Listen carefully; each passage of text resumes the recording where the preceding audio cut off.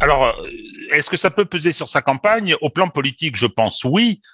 Parce que naturellement, ses adversaires vont se précipiter là-dessus, comme ils le font systématiquement d'ailleurs, en disant le multi-condamné, alors qu'il n'a pas été condamné si souvent que ça. Non, pas de conséquences juridiques, aux grandes dames de certains, puisque Fabien Roussel va proposer début décembre une loi pour que les gens qui ont été condamnés pour incitation à la haine raciale, par exemple, soient inéligibles définitivement. Naturellement, les connaissances de Fabien Roussel en matière juridique ont l'air effectivement assez fantaisistes, parce que d'abord, c'est impossible juridiquement au plan des principes et au plan de l'application de la Déclaration des droits de l'homme, et deuxièmement, il n'y a pas de loi rétroactive. Donc, non, le fait que ça vienne pendant la campagne qui est commencée pour ce qui concerne Éric Zemmour, c'est sûr que c'est pas très, c'est un agenda qui est pas très très pratique. Cela étant, il a publié un communiqué que j'ai vu en disant que on est en train de faire de la politique dans le prétoire, et il a un peu raison. Il a raison parce que avec les constitutions de partie civile de tous ces départements, il y a une volonté de faire un coup médiatique et par conséquent un coup politique. Je trouve que c'est déplorable parce que il vaut mieux débattre des questions de fond, plutôt que d'aller dans le prétoire en demandant au juge de prendre son propre parti.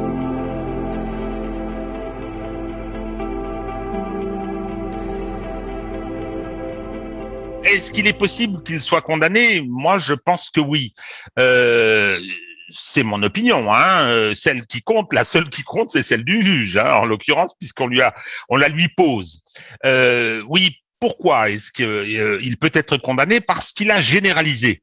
Il a dit les mineurs non accompagnés sont voleurs, sont violeurs, ils n'ont rien à faire chez nous, il faut les renvoyer. C'est-à-dire qu'il a globalisé sur une population particulière qui était celle de ces migrants, jeunes mineurs, qui sont accueillis dans les aides sociales à l'enfance, qui sont les structures dédiées par les départements, dont c'est la compétence, la prérogative protection de l'enfance, ce sont les départements qui l'ont.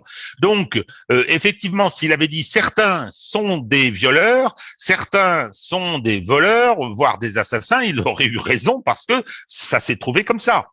Il suffit de voir les statistiques, d'ailleurs, y compris de la police, sur effectivement le pourcentage de ces mineurs qu'on retrouve dans cette délinquance habituelle, jusqu'à des choses beaucoup plus graves, comme celui qui a effectivement blessé très grièvement des gens devant l'ancien siège de Charlie Hebdo, comme celui qui, je crois, avait également égorgé quelqu'un du côté de Grenoble ou de Lyon, je me rappelle plus très bien. Oui, s'il avait dit certains d'entre eux, je pense que c'était possible et qu'il n'aurait pas pu être condamné. À partir du moment où il a globalisé, donc il a incité à la haine envers une population identifiée et particulière.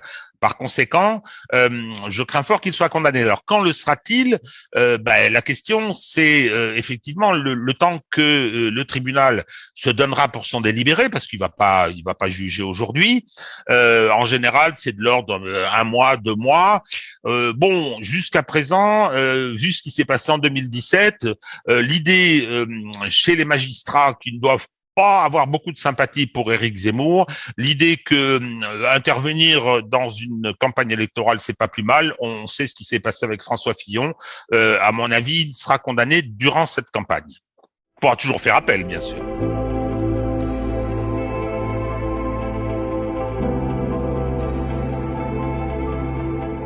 La question des mineurs non accompagnés, c'est un phénomène qui a commencé il y a maintenant 3 ou 4 ans et qui voit se constituer des filières d'immigration de jeunes qui arrivent et qui demandent à être admis comme mineurs isolés par les aides sociales à l'enfance. Et ils le font en n'ayant plus de papier, ils les ont détruits, hein, et ils prétendent être mineurs. Vérifier ce statut de mineur est effectivement assez difficile.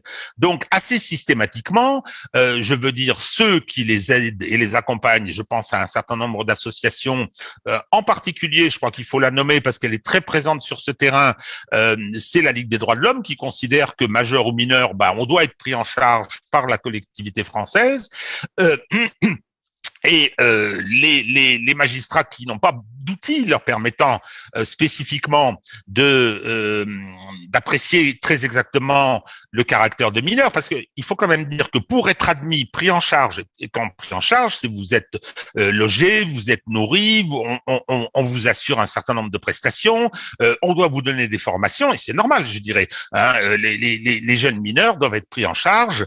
Le problème, c'est que ceux qui ne sont pas mineurs n'ont aucun titre, aucun droit à bénéficier de ces prestations qui sont payées par le contribuable.